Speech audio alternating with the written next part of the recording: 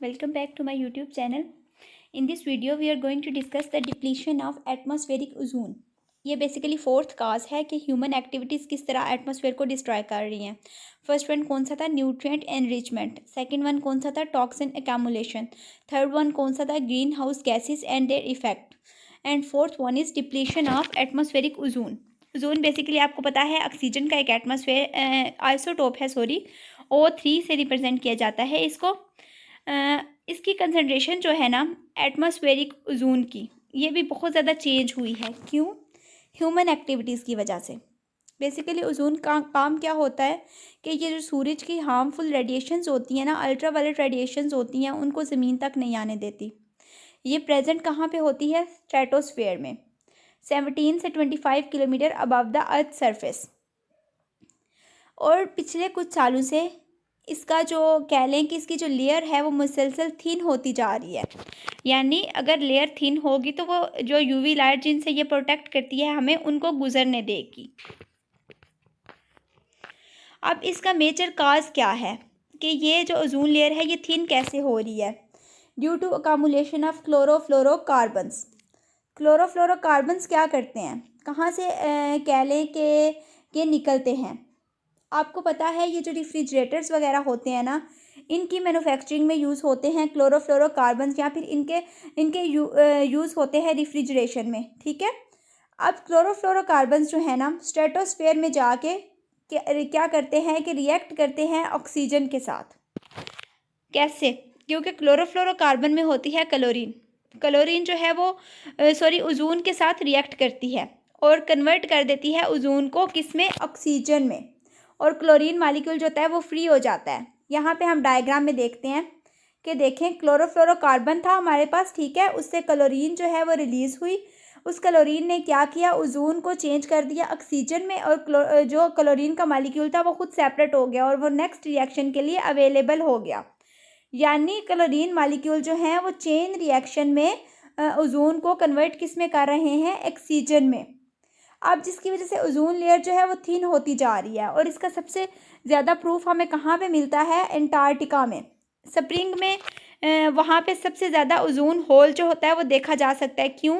क्योंकि वहाँ पे एयर स्टेबल होती है और वो अलाउ करती है कि चेन रिएक्शंस हो सके. क्लोरीन जो अवेलेबल होती है वो नेक्स्ट ओजोन मालिक्यूल्स को अटैक कर सके.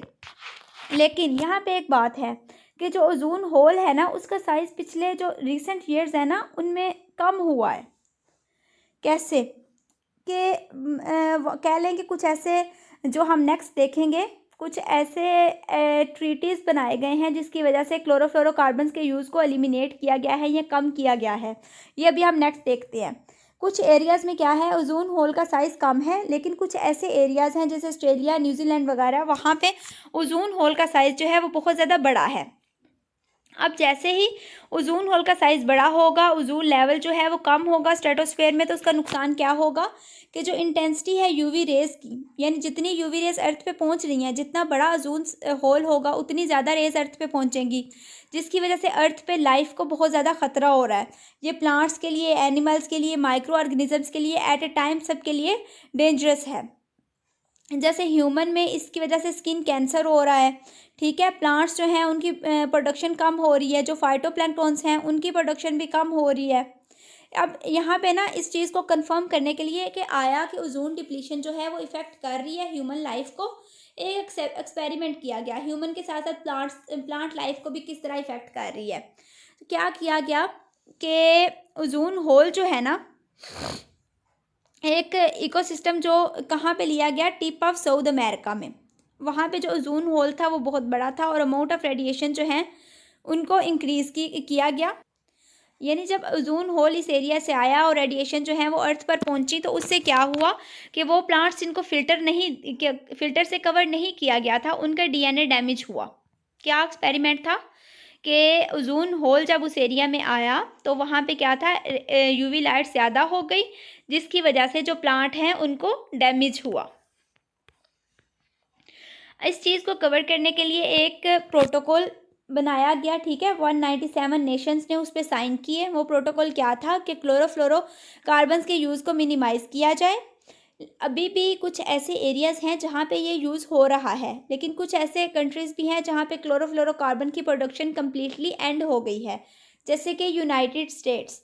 लेकिन यहाँ पे एक लम्हा फ़िक्रिया है कि अगर क्लोरोफ्लोरोकार्बन्स की प्रोडक्शन बिल्कुल बंद हो जाए, कोई भी क्लोरीन रिलीज़ ना हो एटमॉस्फेयर में, फिर भी स्ट्रेटोस्फेयर में इतनी क्लोरीन मौजूद है कि वो नेक्स्ट 50 ईयर्स तक ओज़ोन लेवल्स को कम करती रहेगी। देखें कि ये जो ओज़ोन शील्ड की डिस्ट्रक्शन है ह्यूमन एक्टिविटीज़ की वजह से, ये किस तरह हमारे इकोसिस्टम को इफ़ेक्ट कर रही है।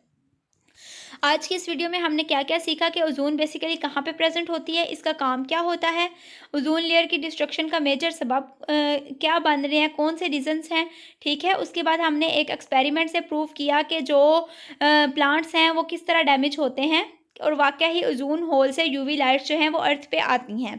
इसके बाद हमने एक ट्रीटी की बात की, मॉन्ट्रियल प्रोटोकॉल, जो किस ईयर में 1987 में साइन किया गया था, ठीक है।